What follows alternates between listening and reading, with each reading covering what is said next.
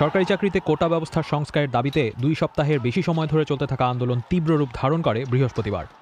আগের দিন পুলিশ ও আওয়ামী লীগ কর্মীদের সাথে সংঘর্ষে নিহতদের মৃত্যুর প্রতিবাদে আন্দোলনকারীরা এদিন কমপ্লিট শাটডাউন কর্মসূচি দেন।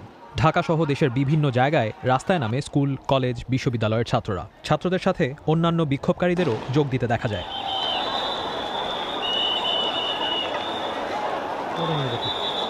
বৃহস্পতিবার সারাদিনই দেশের বিভিন্ন জায়গায় বিক্ষোভকারীদের সাথে পুলিশ ও আওয়ামী লীগ কর্মীদের দফায় দফায় সংঘর্ষ চলে। ঢাকার ভেতরে উত্তরা, রামপুরা, যাত্রাবাড়ি, মোহাম্মদপুর এলাকায় ব্যাপক সংঘর্ষ চলে প্রায় সারাদিনই। সংঘর্ষে শুধুমাত্র উত্তরাতেই অন্তত 8 জন মারা যান। দুপুরে এক পর্যায়ে বিক্ষোভকারীরা বাংলাদেশ টেলিভিশন ভবনের একাংশে আগুন জ্বালিয়ে দেয়। বন্ধ হয়ে যায় বিটিভির সম্প্রচার।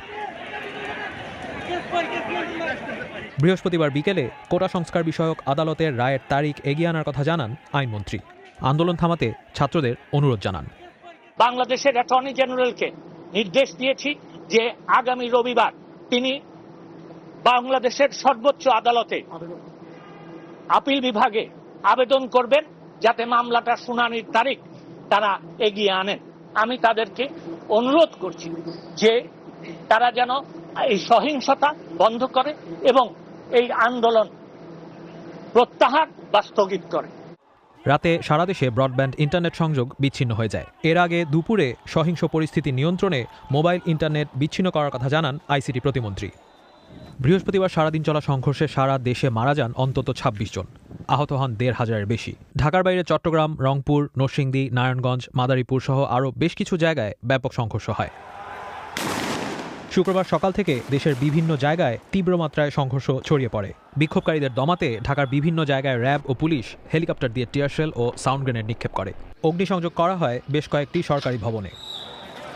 অনেক জায়গাতেই টিয়ারশেল, রাবার বুলেটের পাশাপাশি শটগানের গুলি ব্যবহার করে আইনশৃঙ্খলা রক্ষাকারী বাহিনী।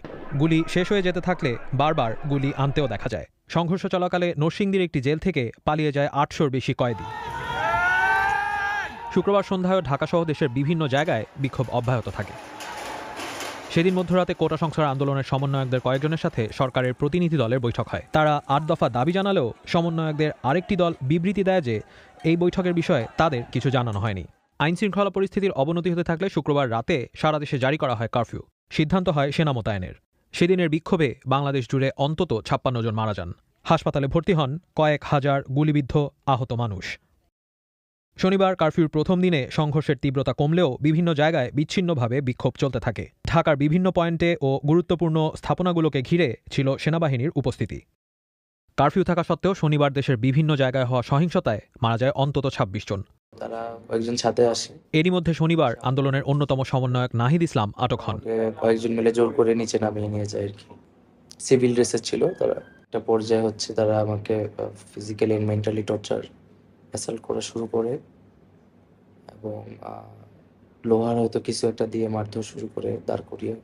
রবিবার আদালতের রায়ে জানানো হয় যে সব ধরনের সরকারি চাকরিতে 93% নিয়োগ মেধার ভিত্তিতে হবে। 93% মেধার ভিত্তিতে হবে। মুক্তিযোদ্ধার সন্তান বা নাতিদের বা নাতনিদের মধ্য থেকে 5% নেওয়া হবে। যারা ক্ষুদ্র জাতি নৃগোষ্ঠী তাদের মধ্য থেকে 1% নেওয়া হবে। আর 1% 2 ভাগ করা হবে। একটা হচ্ছে যে আমাদের যে প্রতিবন্ধী ওদের এবং তৃতীয় লিঙ্গ দুজনের মাঝখান থেকে 1% নেওয়া হবে। সরকারি, আধা সরকারি, স্বায়ত্তশাসিত সবগুলো চাকরির ক্ষেত্রে এটা প্রযোজ্য হবে। 2 জন মারা গেছে। কারফিউর দ্বিতীয় দিন রবিবার সংঘাত সহিংসতা আগের কয়েকদিনের তুলনায় কম হলেও কিছু জায়গায় অল্প সময়ের জন্য বিচ্ছিন্নভাবে চলা সংঘর্ষে ঢাকা ও নারায়ণগঞ্জে অন্তত 13 জন মারা যায়।